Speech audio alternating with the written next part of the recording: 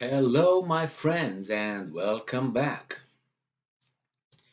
Well, personal responsibility is a must in a society, in a family, in a relationship, in when you work somewhere, when you are employed, in your place of employment. That means you take responsibility of your own actions. So if you do something or you make someone do what you want that person to do, and that means you're responsible for the outcome of that, good or bad. Now, if let's say you have a, an engineer, and that engineer designs a bridge, and then after the bridge was built, a few weeks, months, a year, the bridge collapses. What will happen? There's going to be an investigation to see the reason why the bridge collapsed. What went wrong? What went wrong? Was it the concrete? Was the steel? Was the design? The engineer who designed it? Was the project managers? The whoever ain't gonna find who up. And then what happened with that person? With that company? It's gonna have there are gonna be consequences, legal consequences, and monetary consequences, and jail time, and so on. That's the way it works. The thing is, let's say you're in a city here, you have a city, you have a town, and the neighbor comes and say, we're going to build here a skyscraper. And I say, no, we don't need a skyscraper. Yeah, we'll build it nevertheless, okay, because it's going to be better for you guys to have a skyscraper, and you're going to have like a apartment building in a skyscraper. No, we don't want it. Shut up.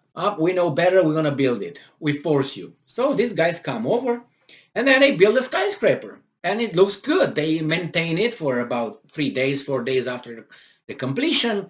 People move in. It's full. Thousands of people. Excellent, right? The neighbors are all happy. See what we did for you guys? We built a skyscraper with apartment buildings in it, and now people live there. It's better than you living in your houses and so on, because we say so. And then these guys say, you know what? Well, we're gonna go now. We're not gonna maintain the whole thing. We build it. Now we're leaving. All of a sudden, leave, and skyscraper collapses, and thousands of people die, injured, property, and so on. Now, what would be the next question? Wait a second. Let's investigate. We were pushed to this. We're made to build this skyscraper. They built it. They did it. They pushed the people in, and it collapsed. So let's figure it out, right? An investigation. Well, yes, unless the neighbor is United States. And the city is Afghanistan. They built a skyscraper in Afghanistan against their will, right? And then they left.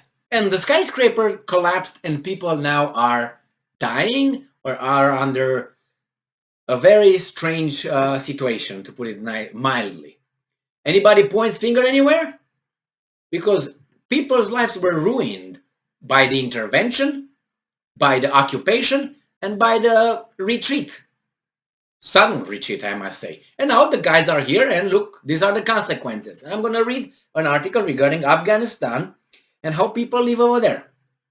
First, I didn't give it I said, what is this? Business Insider. Zahra Tayeb, May 1st, 2022. And I said, how the Taliban's takeover of Afghanistan crushed a restaurant owner's business, leaving him with nothing but a gloomy future. And I was thinking, well, how did he get to this? How did he get to have a restaurant, and why the Taliban's take over? I said, well, he got the restaurant because the Americans came, and he, the skyscraper. And then they left, and the Taliban came in because they left as they left. And then this guy is losing everything. And in this article, by, as I said, Business Insider, it says a Kabul restaurant owner has finally closed his business after struggling under Taliban rule for months. With the Taliban in control, the owner said authorities show no support for small business. Okay, well, not good. It says here that, and I'm going to give you here what changed after the guys left. Girls were forbidden from attending school, and women were banned from taking flights without the company of a male relative. Food insecurity has also become a pressing issue. In March 2022, the Secretary General of the United Nations, Antonio Guterres, pledged international support in an attempt to avert a starvation crisis in Afghanistan. It's not the United Nations problem. You go to, as remember the bridge analogy? You go to the designers, the people involved in that, not United Nations. Now you don't go to a bank and you charge the bank and have the bank put all the cost, pay for the bridge. No. Oh, you can say, well, it's the insurance. It still is the insurance, but if it's malpractice, and that means you find people responsible. If the engineer designed the bridge in a faulty way, then yes, that guy is liable right there. Not he can be insured with God and the other one down there. It doesn't matter. So this is what they left behind them, and now the United Nations pledge support.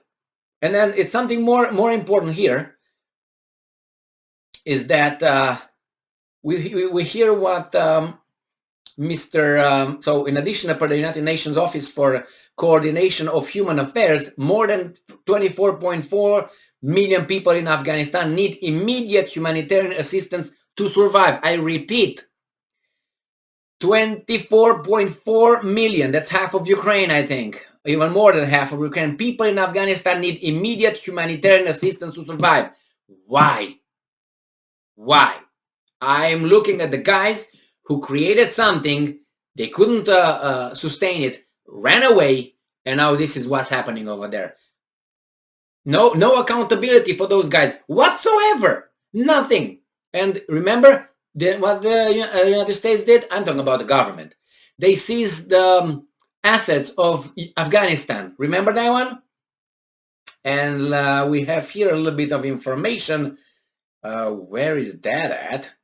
Where Mr. President Biden unfroze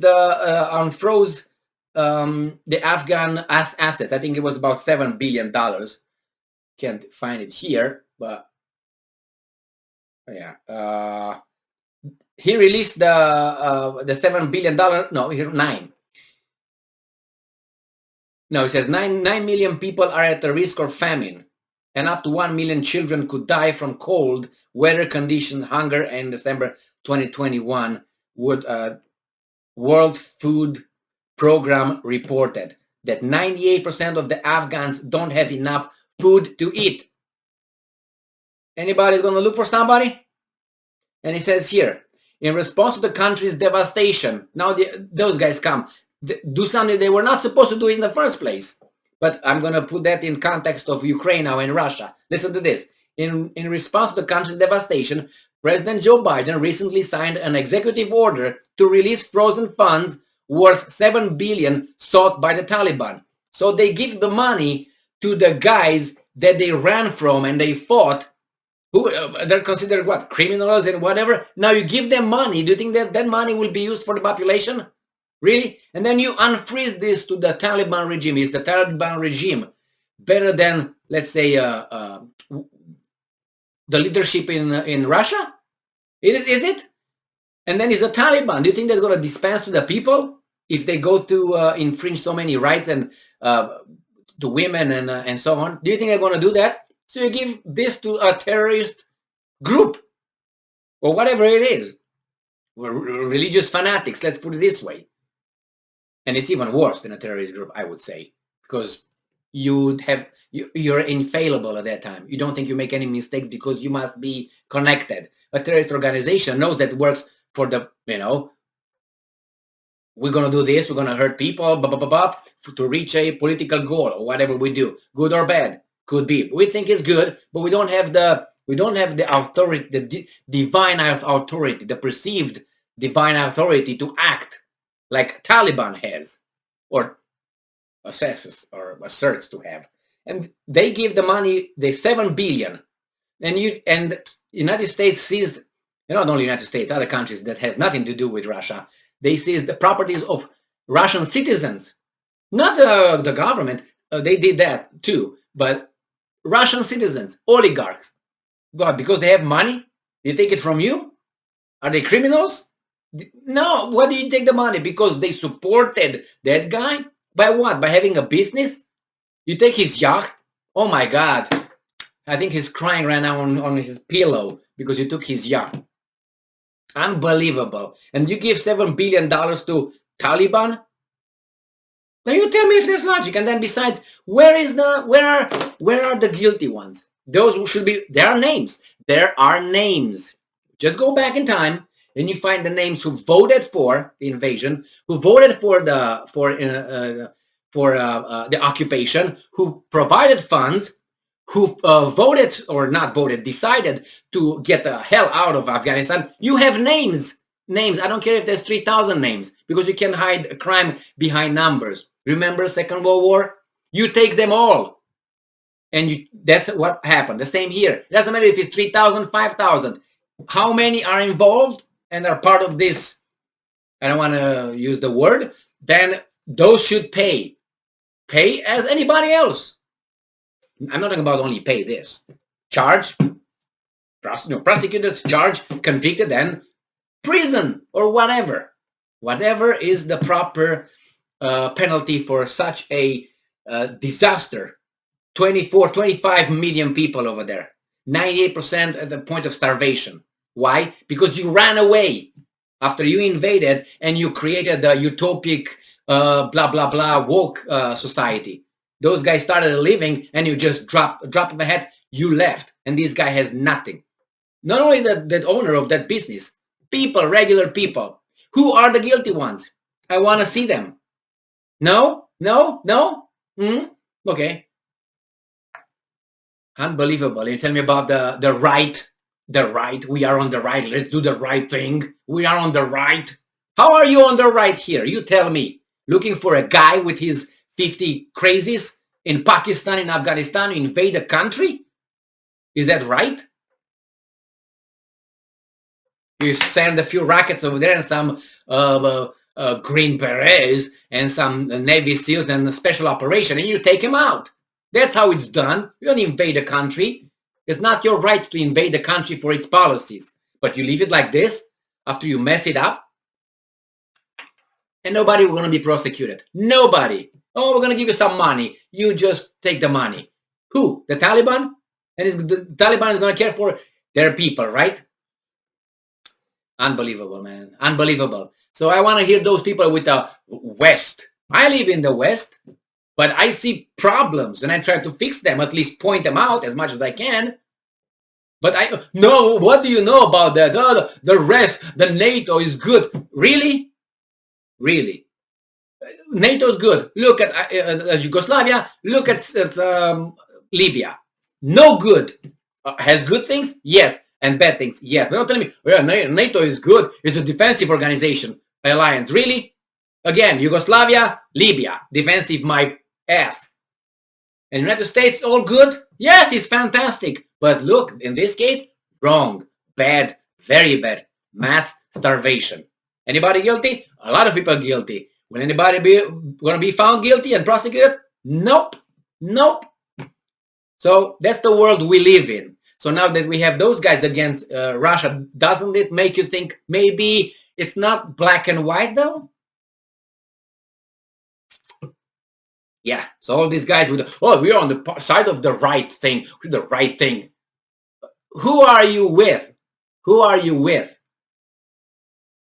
Just calm down a little bit. Moderation. Oh, that's an ancient Greek virtue we forgot about. We have to be humble nowadays, and we have to be, compassionate and empathetic, and be very, very flexible and very. Really, where's the power? Where's the strength? Where's the attitude? Where's the efficiency? Where's the freedom, the liberty? Where's the knowledge? Where's the determination? Where's the risk? Nah, those are not. No. Those are man toxicity or whatever they call it nowadays. Unbelievable. And you live through this. And we're gonna spread this to the whole world. Do they want this? Thank you very much for being with me again today. Stay strong, stay smart, look for the truth, and be just. See ya.